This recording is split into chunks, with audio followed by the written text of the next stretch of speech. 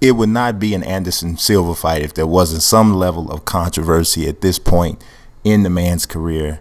I mean, it was him and Michael Bisping was a crazy bout. Michael Bisping won the fight by unanimous decision on all three scorecards. There's a lot to talk about in that particular fight. Go ahead and leave a like. Let's get into the full card, though. The uppercut was the punch of the day in the early bouts. David Tamer used the punch to put Martin Svensson in absolute peril in the second round after a really hotly contested and high-octane first round. Svensson looked like he was a little gassed coming into the second, and the nasty uppercut caught him coming in and put him down. Tamer didn't waste any time pounding out his opponent to get the stoppage from there.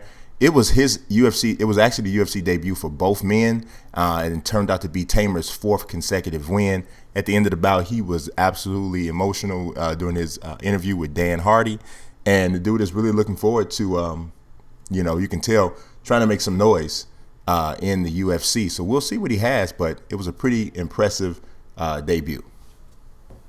Just like the previous fight, an uppercut was the shot that led to Teemu Packalin's victory over Thibaut Gotay. Early in the first round, Packalin dropped Gotay in a brief exchange and almost immediately took his opponent's back to lock in the rear naked choke.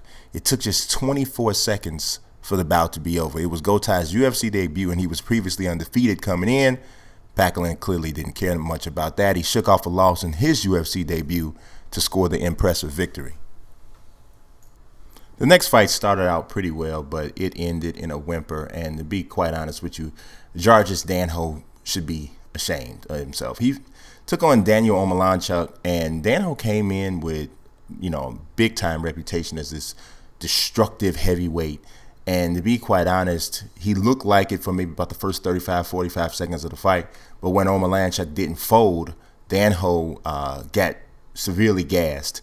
And he also even got caught with a solid shot in the middle to the late part of the first round that he was able to weather, but he was pretty much popped for the rest of the fight. But the reason why I feel like he should be shamed is because in the third round, he took a punch to the midsection that was just barely low.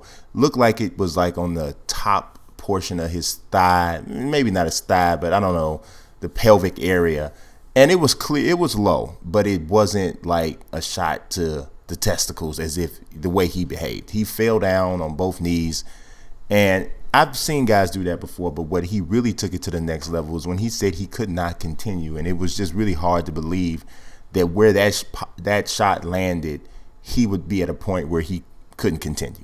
But this is the card he played, and the fight ultimately ended up going to the scorecards, because when a fighter can't continue from a low blow or an illegal blow in the third round, it goes to the scorecards. Omielanczuk did get the technical decision. I could see him feeling a little bit empty by it because he didn't really get a chance to get the closure in the fight. He probably wasn't going to stop Danho, but I'm sure he would have liked to see it go the full distance. Nonetheless, he got the technical decision. One judge called it a draw, but the other two gave him the one-round edge. Rustam Khabilov defeated Norman Park via unanimous decision. This was a really good fight, though. 29-28 on all three judges' scorecards. It had nice ebb and flow to it. Norman Park, the last round really was close. Norman Park had a moment there where he took Khabilov down, and Khabilov's known as that suplex machine, but I thought Norman Park did a really good job defending against the takedowns most of the fight. But he did fall victim to a takedown in the third round that I thought gave Khabilov the what turned out to be the deciding round. But it was a really, really good fight. Khabilov is really an excellent technician, has a lot of different skills, but it feels like he's missing just that one thing that could potentially put him over the top.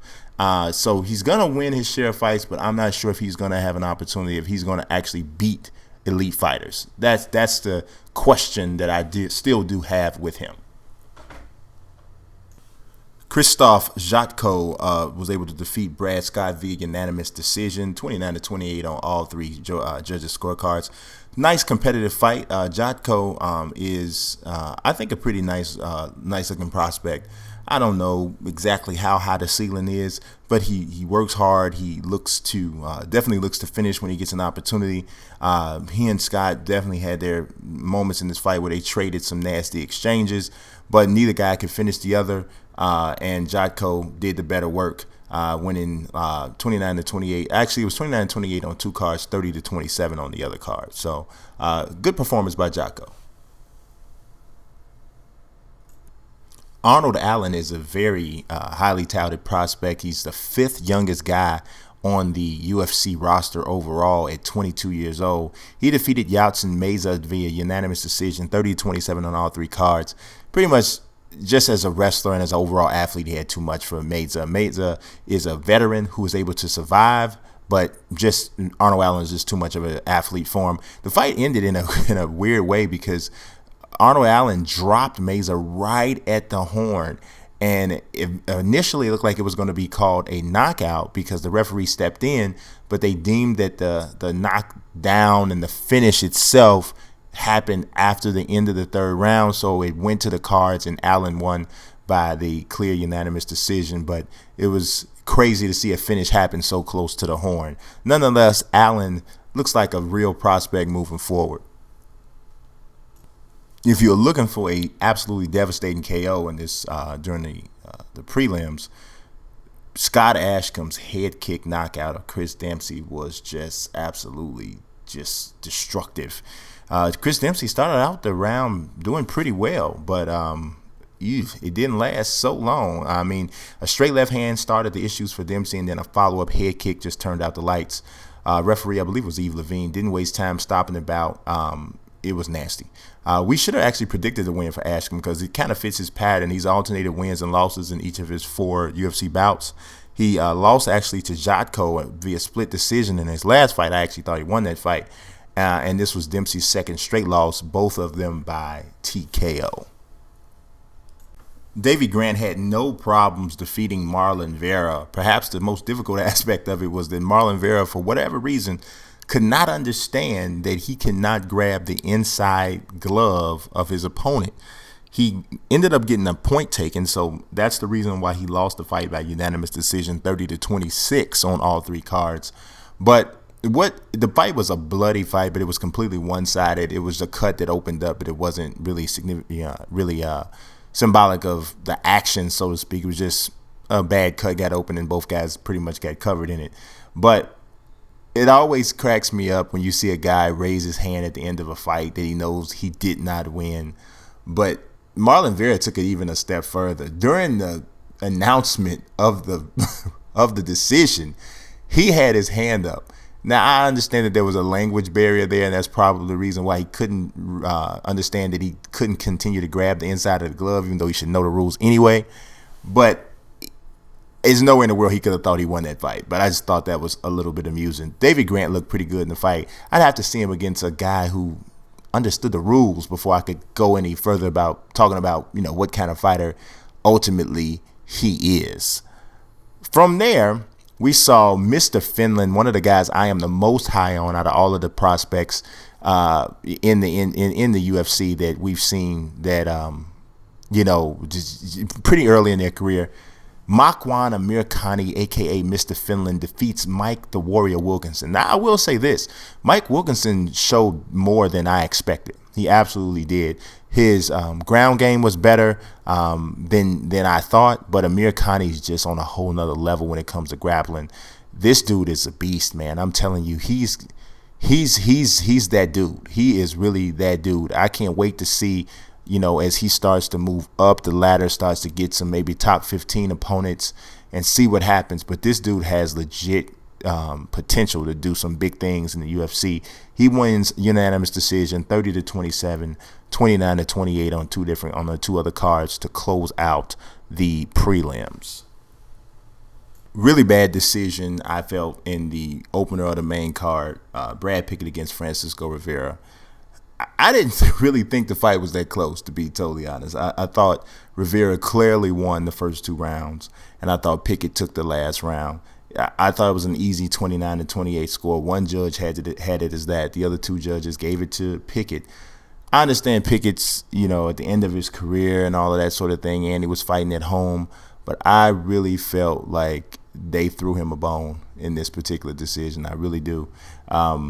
It's unfortunate because Francisco Rivera is like, this dude has to have some of the worst luck of anybody not named Dominic Cruz in the UFC. I mean, whether he's getting poked in the eye against Gilbert Melendez, the victim of a bad decision in this fight and other fights, I don't know. Whatever it is, he can't seem to get a break, and he didn't get one again on Saturday. Lost a close decision. Tom Breeze is one of the most highly talented upcoming prospects, and I really do think he's a very good fighter. But that decision, I mean, everybody in the MMA community, Twitter, the announcers on Fight Pass, they talked as if that decision at 30-27 twice and 29-28 over Keita Nakamura was just like, that's just what it was. I don't know, man. I don't know. Maybe I fell asleep or something, but I didn't think that. I certainly didn't think Tom Breeze won all 3 rounds. I think that's ridiculous. I would have actually scored the fight 29-28 for Keita Nakamura. That's what I scored it. But, hey, Tom Breeze is a big-time prospect. He's undefeated.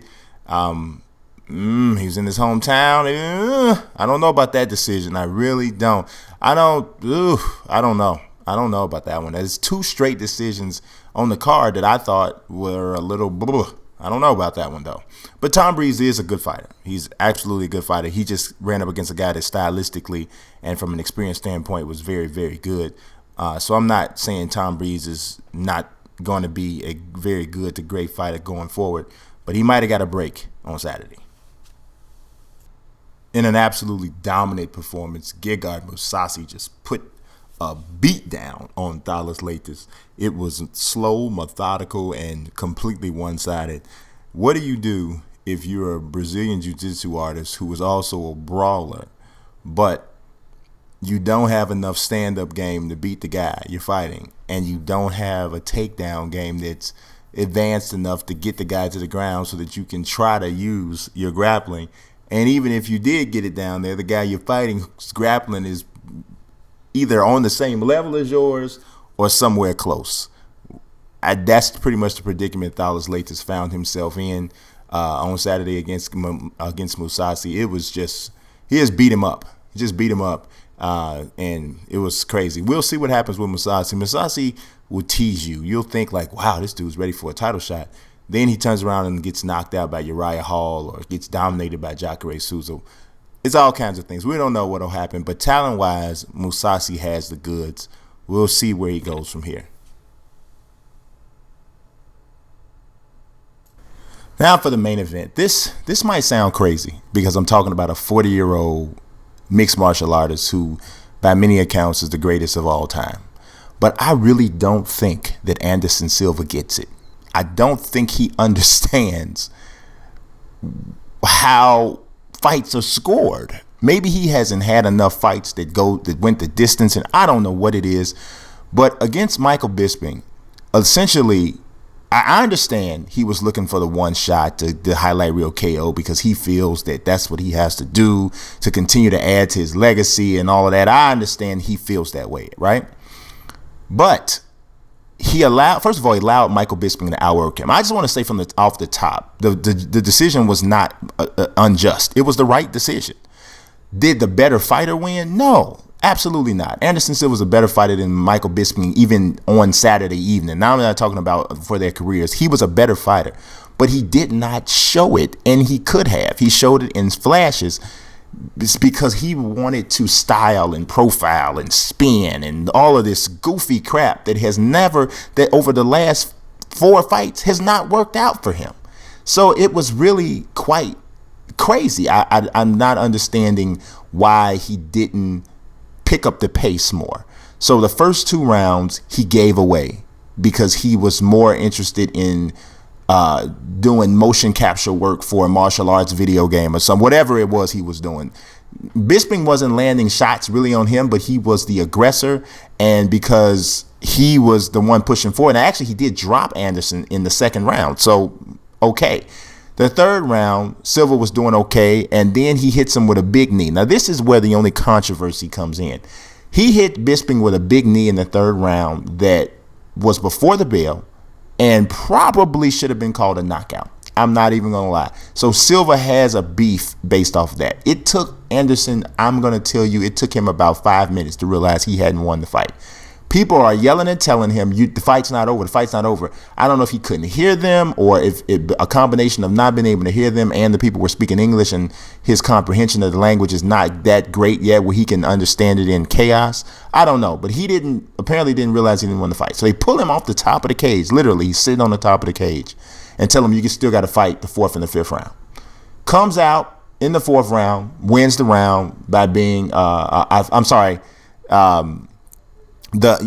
comes out in the fourth round, and I really didn't think that he pushed like somebody should have. I mean, Bisping was literally out for about 2 to 3 seconds at the end of the third round, literally out.